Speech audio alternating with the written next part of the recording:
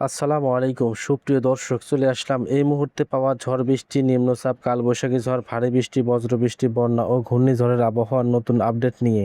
দেশের 5 জেলার উপর দিয়ে সন্ধ্যার মধ্যে ঘন্টায় সর্বোচ্চ 60 কিলোমিটার বেগে ঝোড়ো হাওয়া বয়ে যেতে পারে বলে জানিয়েছে আবহাওয়া অফিস। একই সঙ্গে বজ্রসহ বৃষ্টির সম্ভাবনার কথা বলা হয়েছে। সোমবার 18 মে সন্ধ্যা 6টা পর্যন্ত দেশের অভ্যন্তরীণ নদী বন্দরগুলোর জন্য দেওয়া সতর্কবার্তায় তথ্য জানানো হয়।